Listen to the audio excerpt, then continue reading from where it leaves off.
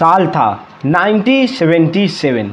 पंजाब के जालंधर में पैदा हुआ एक लड़का, नाम हरदीप सिंह निज्जर। उस वक्त किसी ने नहीं सोचा होगा कि इस लड़के के वजह से दो फ्रेंडली देश के बीच दरार आ जाएगा। पहले आप यह वीडियो क्लिप देखिए। Over the past number of weeks, Canadian security agencies have been actively pursuing credible allegations of a potential link between agents of the government of India and the killing of a Canadian citizen, Hardeep Singh Nijjar. आप अभी जिनको बोलते हुए सुन रहे थे वह Canada के prime minister Justin Trudeau हैं। वह अपने देश के पार्लियामेंट में खड़े होकर यह आरोप लगा रहे थे कि हरदीप सिंह निज्जर के मौत के पीछे इंडिया का हाथ है। अब आपके पास बहुत सारा क्वेश्चन होगा, आप कंफ्यूज होना शुरू होइए। उससे पहले थोड़ा टाइम दीजिए, मैं आपको पूरा बात समझाने का कोशिश करता हूँ। सबसे पहले तो मैं आपको यह बताने वाला हूँ कि यह हरदीप सिंह निज्जर कौन है। हरदीप सिंह निज्जर आखिर कौन है? निज्जर को पहली बार इंडिया में अरेस्ट 1995 में किया गया था। इसका रीजन स्टार्ट होता है जून 1984 में, जब Indian army operation blue star start करती है। इसे इंदिरा गांधी के ऑर्डर पे स्टार्ट किया गया था। उस वक्त सिख मिलिटेंट द्वारा काफ़ी जोर शोर से खालिस्तान का मांग किया जा रहा था। खालिस्तान मतलब सिखों के लिए एक अलग इंडिपेंडेंट कंट्री, और वह सिख मिलिटेंट उस वक्त गोल्डन टेम्पल में छुपे हुए थे।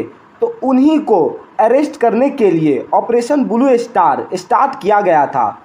वह ऑपरेशन सक्सेस तो हुआ, लेकिन उसके बाद काफ़ी प्रोटेस्ट हुआ और उस ऑपरेशन के 4 महीने बाद अक्टूबर 1984 को प्राइम मिनिस्टर इंदिरा गांधी का असैसिनेशन कर दिया जाता है, उन्हीं के 2 सिख बॉडीगार्ड द्वारा। इस असैसिनेशन के बाद काफ़ी वायलेंस हुआ और कई हजारों सिख मारे गए और कई सारे यंग सिख एक वायलेंस का रास्ता अपनाने लगे। इन्हीं सभी क्राइसिस को रोकने के लिए 1980 से 1990 तक पंजाब पुलिस और इंडियन आर्मी एक क्रैकडाउन स्टार्ट करती है और इसी द्वारा हरदीप सिंह निज्जर को पहली बार 1995 में अरेस्ट किया जाता है। फिर किसी तरह निज्जर अपने आप को जेल से छुड़ाकर कनाडा चला जाता है। 10 फरवरी 1997 को निज्जर कनाडा पहुंचता है नकली पासपोर्ट यूज करके।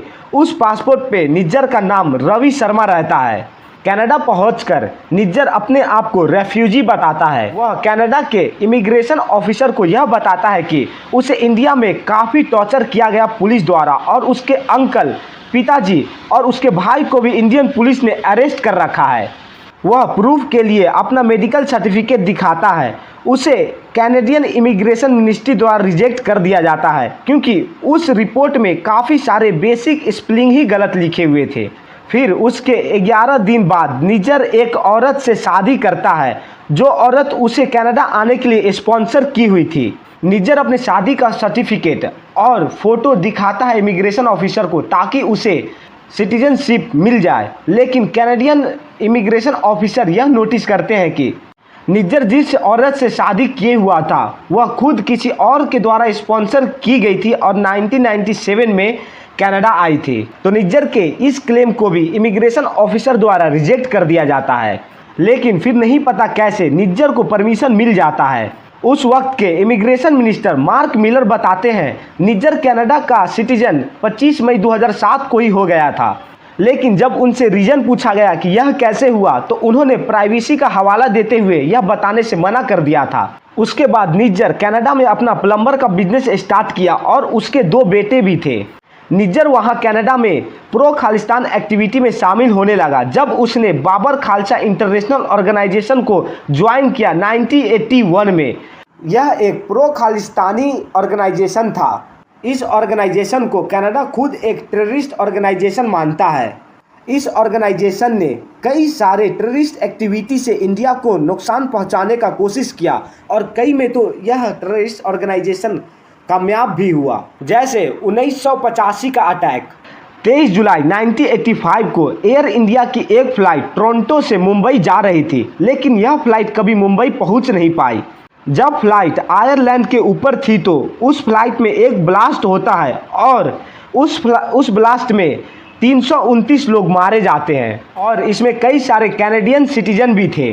बाबर खालसा इंटरनेशनल ज्वाइन करने के बाद निज्जर का पहली बार नाम सामने आया जब 14 अक्टूबर 2007 को लुधियाना के एक सिनेमा हॉल में बम ब्लास्ट होता है। तो उस बम ब्लास्ट में करीबन 6 लोग मारे जाते हैं और 40 से ज़्यादा लोग घायल होते हैं। इन्वेस्टिगेशन टीम ने बताया कि इस ब्लास्ट में निज्जर का भी हाथ था। 20 अप्रैल 2010 को पटियाला के एक मंदिर में बम ब्लास्ट होता है और उसमें 9 लोग मारे जाते हैं। इस बम ब्लास्ट के पीछे भी निज्जर का ही हाथ बताया जाता है। 2011 में निज्जर एक और टेररिस्ट ऑर्गेनाइजेशन ज्वाइन करता है, उसका नाम खालिस्तान टाइगर फोर्स था। 2014 में इंडिया पहली बार इंटरपोल नोटिस जारी किया निज्जर के नाम पर। 2016 में इंडियन पुलिस को पता चलता है निज्जर कनाडा में यंग लड़कों को गन चलाने का ट्रेनिंग दे रहा है इंडियन पुलिस और शिवसेना के नेताओं को मारने के लिए। फिर 2016 में निज्जर के नाम पर दूसरा इंटरपोल नोटिस जारी किया जाता है। उसी के कुछ दिन बाद निज्जर कनाडा के प्राइम मिनिस्टर को लेटर लिखकर यह कहता है कि वह कोई भी टेररिस्ट एक्टिविटी में शामिल नहीं है, वह एक ह्यूमन राइट एक्टिविस्ट है।